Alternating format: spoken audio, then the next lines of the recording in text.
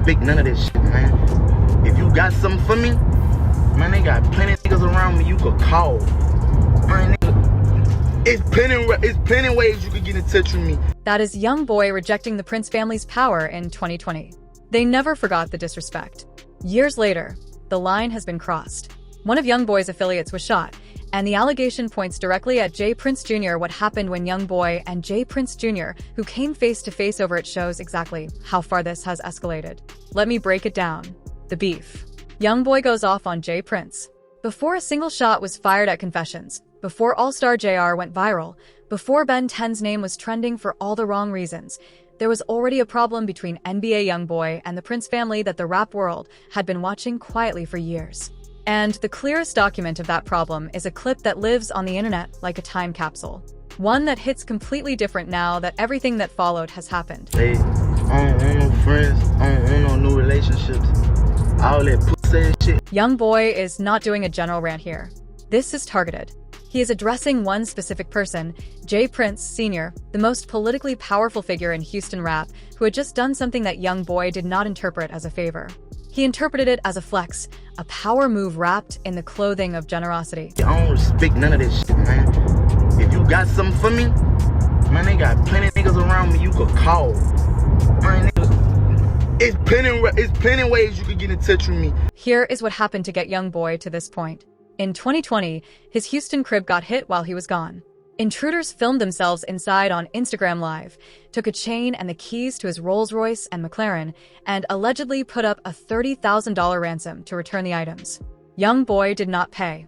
He did not fold. What happened next is where the tension got baked in.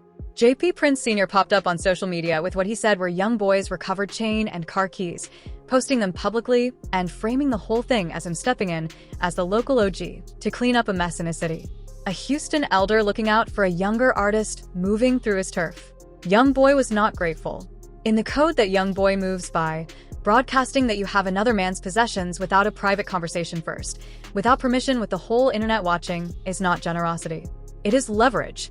It is a soft message that reads, I have access to your world whether you invited me in or not. Man, don't get on no internet and do nothing publicly. Don't do nothing dealing with no fucking publicity. None of that pussy and shit. And I'm good on them keys, gangster. I'm good on them keys. That line is aimed directly at JPR Sr. waving YoungBoy's Rolls-Royce and McLaren keys around on his platform. YoungBoy is telling him face first, I did not need you. I do not owe you. Keep it moving. When you buy shit cash, two keys come with the car anyway. Mind your fucking business, man. J. Prince Sr.'s response was just as direct, and the language he chose made it clear exactly how personally he took YoungBoy's reaction to what he considered a genuine act of help. His words circulated widely across commentary and reaction channels. My kindness for weakness, because you're a dumb boy with limited thinking ability and disrespect. He kept going, separating his feelings about YoungBoy specifically from his relationship with the people around him. Talking slick, acting like you and your brother wasn't down with me letting it be known. J. Prince Sr. is making a clear distinction here between YoungBoy and OG3. Someone in YoungBoy's camp who has maintained a real relationship with the Prince family. He doubled down on that split directly, separating who he respects from who he does not. Known your brother for years and never witnessed no weak shit. So OG3, we good. And then came the line that everybody clipped, ran on every platform, and remembered. Coming from a man universally regarded as one of the most strategically sharp figures in hip-hop history, this was not careless. It was a calculated public diminishment. But you seem to be dumber than a box of rocks. Dumber than a box of rocks from J. Prince Sr. That line told the whole world exactly how far the relationship had deteriorated. But he did not stop there. He followed it up with something even more pointed, a suggestion about what YoungBoy should actually have his attention on. So you despise wisdom. What you should be mad about is the lie you live in and the weak-ass security being asleep in front of your house. That line, weak-ass security being asleep in front of your house, was a direct reference to the inside job theory surrounding the break-in. J. Prince Sr. was implying the people YoungBoy trusted to protect his property were the same people who let the robbery happen. Multiple layers of disrespect in one sentence. Years later, in a Hot 97 sit-down with Ebro, J. Prince Sr. described the whole 2020 situation with considerably more measured language, framing the disconnect as something that eventually got resolved on some level. Yeah, since then, the little homie, reached out to me. We had a conversation. So it was a disconnect, come to find out. But the same interview also revealed how J. Prince Sr. thinks about going public on situations, which gives you context for every time the Prince family steps into someone else's narrative uninvited. On this social media thing, there's a new method of communicating with the young, and it's important to communicate with the young, not only for myself but for others. I don't like disconnects where beef is concerned. So when you see me speak public, normally it's out of love. You know what I mean? I'm trying to calm the storm before things take off in a different direction. Calm the storm. That is how J. Prince Sr. sees his public interventions. YoungBoy's camp has always read them as something else entirely. By 2023, the same dynamic played out in a new form. YoungBoy's richest op era brought a Drake disc that dragged the Prince name back into the equation because J. Prince Sr. has long publicly positioned Drake as a son of his. Prince Sr. flew to Utah to meet YoungBoy and Birdman in person, reportedly arranging a FaceTime between Drake and YoungBoy to cool the temperature. A photo got posted. Statements of mutual respect were issued. YoungBoy's orbit read that exactly like they read 2020. Another unsolicited insertion from Houston's most powerful family into business they were not invited into. The photo was taken. The ceasefire was announced. The underlying pressure never cleared. That unresolved pressure is the foundation. Everything else in this story is built on J. Prince Jr., the son who carries the whole thing. Now zoom in from the father to the son. Because while Prince Sr. operates from behind the scenes, a known entity whose power is established and whose public footprint is carefully managed, Prince Jr. has moved in a completely different direction. More visible, more embedded in Houston's nightlife and social scene. More present in the kind of situations that drag his father's name into territory it does not need to be in. J. Prince Jr. was raised inside a world most people only read about. He sat in studios with Dr. Dre and Tupac as a kid and treated it as ordinary. He watched his father build Rap-A-Lot Records into one of the most powerful institutions in Southern rap from the ground up. He watched his brother Jazz Prince discover Drake on MySpace and turn a DM into a dynasty. In his first real public interview, he described what growing up in that environment actually did to his understanding of the world. We come from the school of hard knocks. Something that I value about my family and my upbringing is the respect. That's something that we demanded. It's something that we live and die by. I can't compare my upbringing to others because I come from a different type of cloth. You deal what I'm saying? Our structure, our values, our order are different than this new generation of stuff that's going on. That is how J. Prince Jr. frames himself. But there is a whole opposing camp in the commentary world that reads his position very differently, and they are not quiet about it. J. Prince Sr. has been a millionaire since, the age of 28, 29 years old. So J. Prince Jr. grew up as a millionaire. He grew up with a father who was a millionaire. Right. He didn't go to the hood. He wasn't raised in the hood. He wasn't raised around gang members. That read that J. Prince Jr. is a rich kid moving in street culture rather than someone who came from it is the exact perception that All-Star Jr. would later weaponize in his disc campaign. Whether it is fair or not, it is the narrative that follows Prince Jr. everywhere he goes, and his detractors push it constantly. Prince Jr.'s own answer to that perception is to point at what he has actually built. And what he built was mob ties. I want to bring something to the table to help the family be bigger and better than what it is. He broke down where mob ties actually came from in the same interview, and the origin story is not what most people assume. This was not a label created with a check from his father. It started as a crew he built himself in high school. Mob ties derives from Young Mafia. I started Young Mafia. We used to call it Young Mob. I started Young Mob, me and a couple of homies. We started Young Mob probably early high school, my 10th grade year. Mob ties eventually connected to Bread Gang Entertainment and Atlantic Records, building into a real label structure. Its most visible signing was Memphis rapper Finesse 2 times. And that relationship became its own public mess when Finesse went on Instagram in early 2026 and demanded out. He described the contract structure: Finesse at 35%, Mob Ties at 35%, JPR Sr. at 30% as the worst deal he had ever signed publicly for the internet to see. J. Prince Jr.'s response was to clown Finest' appearance online rather than handle it like a CEO. A reactive move that left the Mob Ties brand visibly damaged in the months heading into April 2026, when he is asked directly what the Prince name means and what he is prepared to do to protect it. J. Prince Jr. has one answer, and it does not leave any room for interpretation. Were you raised to treat the Rap-A-Lot name with the same respect that you treat yourself? Like you would almost rather die before you allow somebody to really truly disrespect the brand? That is the man at the center of the Confessions footage. Born into rap royalty, builder of his own label on his own relationships, staking his entire identity on the idea that the Prince name is something you protect at all costs. Whether that identity held up on the night of April 8th is what the rest of the story is about. Confessions, the night it all went left. Late on the night of April 8th, 2026, Confessions, the upscale restaurant and lounge sitting on Kirby Drive in Houston's Upper Kirby district, was locked in for a birthday celebration for OG3, a solid member of the Never Broke Again camp. YoungBoy's people were in the building. The vibe was supposed to be a celebration. All-Star Jr., a Detroit rapper with unresolved energy with someone else who was about to pull up to the same function, was already inside. J. Prince Jr., by his own account, came through solo, straight out of a physical therapy session for his ACL with no knowledge that All-Star Jr. was even on the premises. HPD confirmed through Lieutenant R. Wilkins that investigators secured strong surveillance footage and that the investigation was just getting underway when first addressed publicly. What that footage showed for police: a chain-snatching attempt that spun into a multi-person brawl and a shooting that put two men in critical condition. Two men moved on All-Star Jr., grabbed his chain, took him to the ground right there in the restaurant. The robbery attempt triggered a mob, several others piling in, working All-Star Jr. over while he was already down and outnumbered. In the chaos of that brawl, a banger hit the floor. All-Star Jr. got to it before anyone else. He squeezed Ben 10 and dead end. Ron both caught rounds. Both were rushed to hospitals in critical condition. All-Star JR walked out of the building on his own.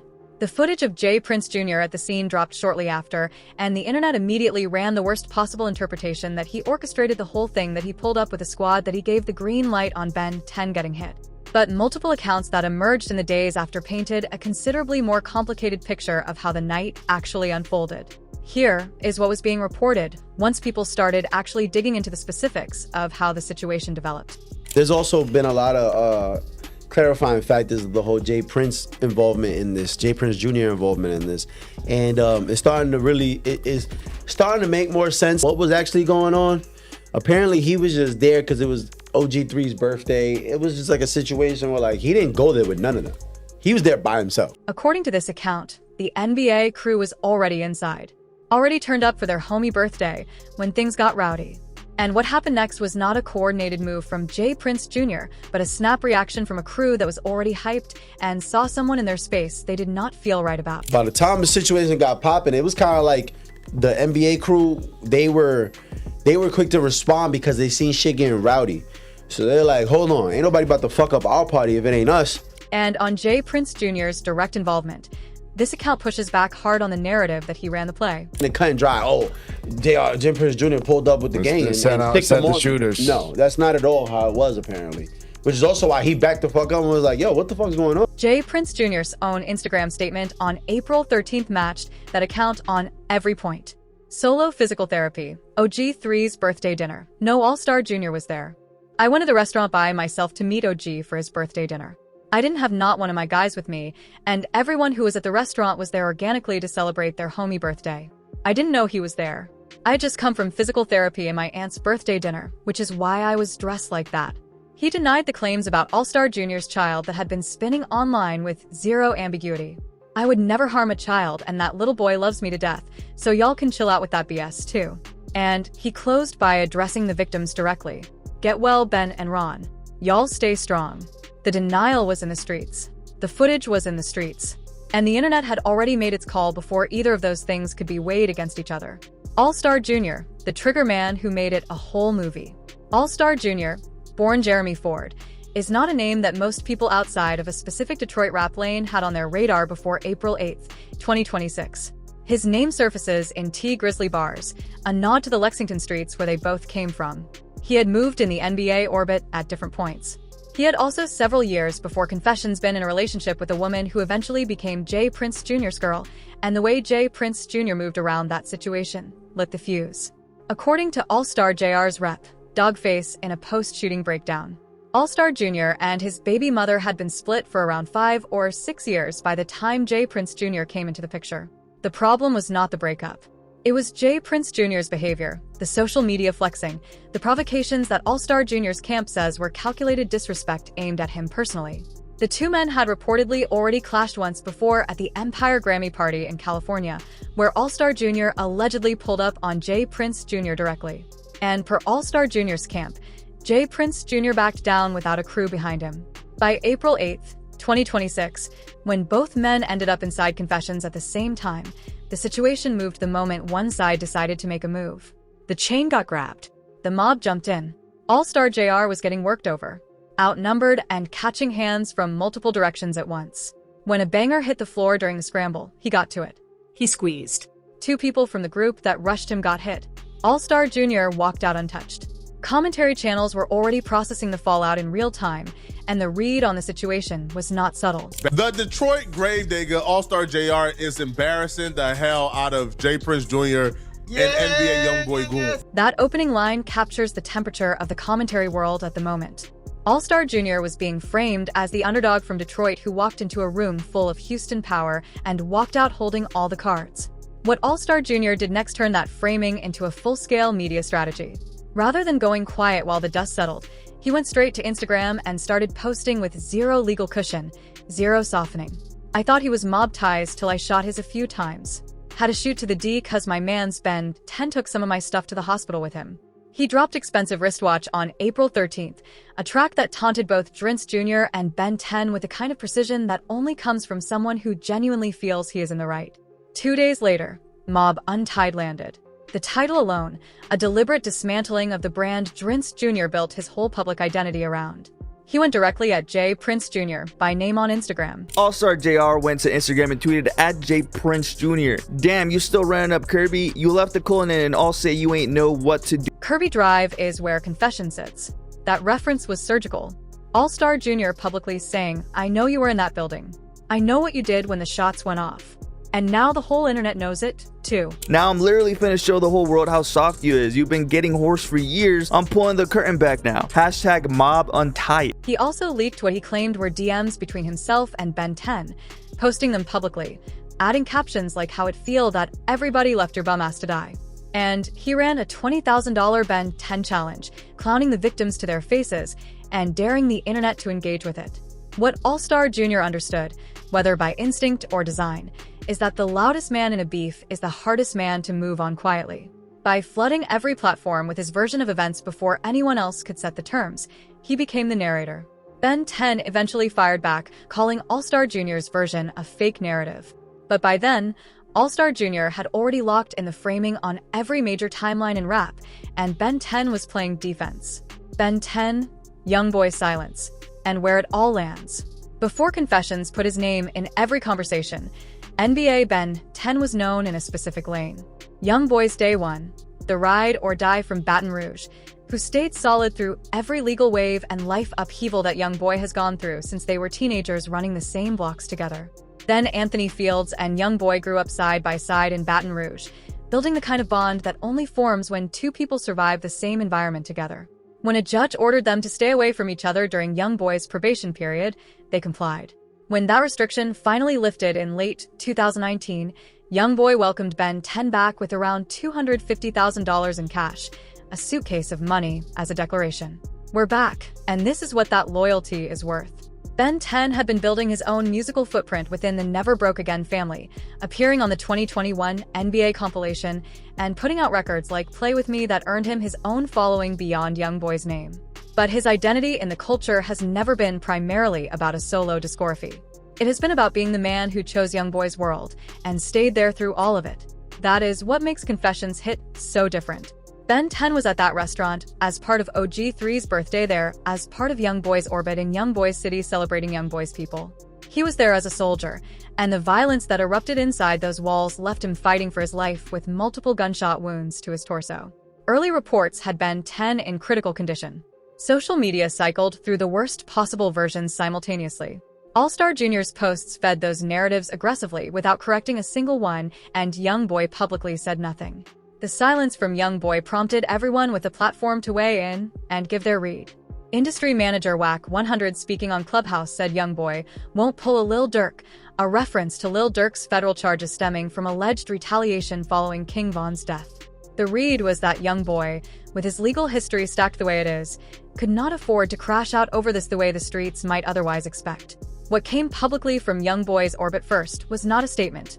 It was his mother, Sharonda Golden, responding to the backlash that had been directed at Ben 10's mother for publicly thanking God that her son survived the shooting. NBA YoungBoy has stayed quiet so far, but his mother, however, did put out this statement. This is what she said. Y'all some messy, stupid, dumb-ass people. Y'all get mad because Ben mama said thank God her son alive. Sharonda Golden does not do diplomatic. She came with full smoke. The energy of a mother who has watched her son's world get dissected by people who do not understand it and never will. How the y'all get mad because somebody say thank God they son alive? You right, thank God your son alive. If it was y'all son, y'all would say the same thing. Ben 10 himself eventually broke his silence from his hospital bed on Good Friday, April 17th. And he did it in a way that refused every narrative that had been written about him in his absence. We serve two different gods. Life support has never been an option. I've been up just on God's timing, or on all caps. That post was Ben 10 announcing to the internet that he was still here and was not letting someone else close out his story while he was still in it. Later reports confirmed he was walking and communicating in the weeks following the incident. As of late April 2026, the HPD investigation remains open and no arrests have been announced. All-Star Jr. has not stopped posting. J. Prince Jr. holds firm on his account of the night. YoungBoy has made no formal public statement. What Confessions did was not create a new beef.